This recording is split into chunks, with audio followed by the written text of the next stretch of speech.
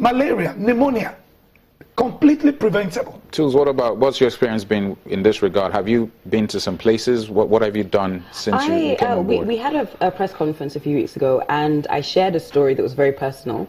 It's a story that I don't like thinking about because I was very, very distraught. A few years ago, I was driving home, and I just felt very ill. I was driving myself home, I had the AC on blast, and then I just started sweating. So I just knew that something was wrong, and I thought, okay, I've probably eaten something that I shouldn't have eaten. And I managed to get home, and I walked in the door, and I literally just collapsed on the floor. And my sister was there, and the people at home were just looking at me like, are you okay? Are you messing around? Are you acting? And I was in so much pain, I could barely speak. Thankfully, my older sister, she's a virologist, so she was just like, okay, first things, let's just get you to the hospital. And it's when you're in that kind of desperate situation that you actually realize that this healthcare, it's really me and God. I remember I was bundled in the back of the car because, trying to get an ambulance was just a bit of a long thing, basically. So I remember being bundled into the back of the car, and I was just praying that there was no traffic. I was just thinking, I was on the floor, I was just praying, I hope there's no traffic. Got to the hospital, and I was, they called the doctors, they were, poking, prodding, doing all sorts of things. And my sister had to go fill out some forms. And I just remember them saying, oh, I think it's her appendix or something. And they kept asking, you pregnant, all these? And I said, no, that's not it. And then as my sister was coming back, she just heard them say, prep her for surgery. No tests? No tests. She just heard prep her for surgery. And she's like, what are you prepping her for? And I know the appendix is it on the left side or the right side? I used to be a doctor. I think it's somewhere behind the neck. But basically, the pain was on the opposite side. Wow. And I remember my sister saying, what are you prepping her for? And somebody said, well, we're taking out her appendix. And my sister said, it's on the wrong side. And they said, sometimes it moves. So they actually said sometimes. So my sister... Was this a public or private hospital? This was a private hospital. And I remember my sister just saying, do not touch her at all. Wow. So it was, I mean... And that could have been your final, if your sister wasn't there. Yes. Now, Edwin, how many people on average have lost their lives from this wrong medical diagnosis? Is there any figure you can throw at us? I can give a figure. I also have a personal story. Yeah, his story is very touching. I lost my first child. Wow. From simply negligence. It's not even misdiagnosis. So there are all kinds of things that are happening. Yeah. Everybody has a story. Misdiagnosis because my wife was pregnant, full term, she was in labor, but they couldn't find, they thought she was exaggerating the pains of labor because she wasn't dilating.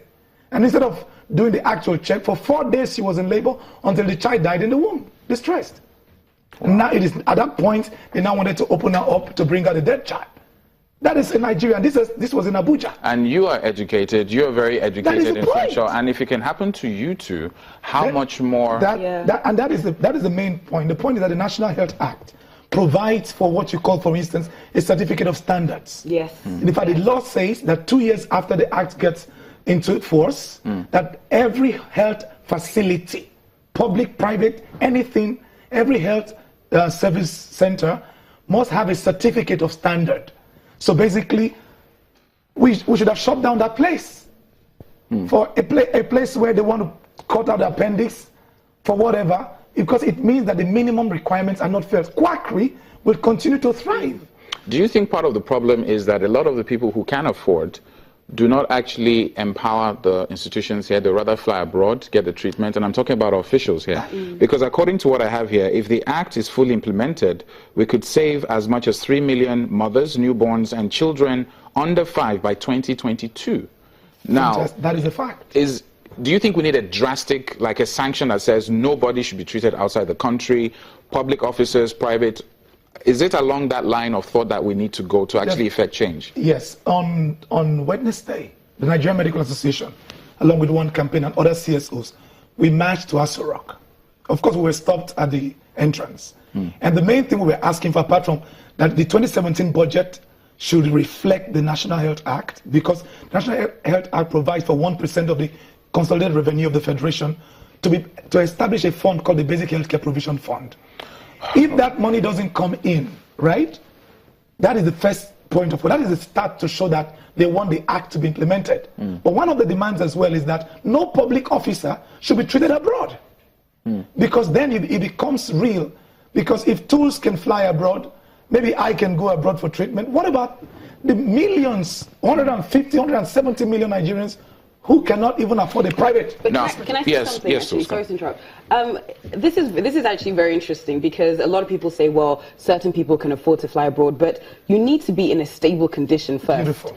So the first, to even get you stable is an issue. So you need. So I think it was it a few months ago that a minister, was he a former minister, had a car accident. Had a car accident and he died, his wife died, and his child, well, one of his children, I believe, died. And obviously, somebody like that, he probably had enough money to fly to wherever. But unfortunately, the first healthcare facility that he went to, they weren't equipped. They could not put him, they couldn't make sure that they were, they couldn't stabilize them. So it doesn't matter the kind of money you have. Bottom line is, if something happens, if unfortunately you're in a car accident, you need to be stabilized first. He was, I'm not quite sure where he was. I think he was in the north, and I do know that the hospital that they went to, they didn't have the basic, facilities, basic equipment. So it doesn't matter. It's actually quite scary because you could have somebody as rich as Bill Gates come here. Something happens to him, if we're not able to, stabilize him or make sure he's right to travel, that's it. So it's actually quite scary. I have a very tough question to ask. Okay. Both of you. It has to do with the number one citizen, his ear treatment, and whether that was necessary. And if you had your chance to pass a verdict, what you would have told him to do. In addition to an example being set by an African president who is fighting corruption, and basically it's going viral, and he basically just sanctioned a lot of things and saved huge amounts of money. We'll talk more about this after the break here on Rubbin Minds. Thank you very much. Stick around.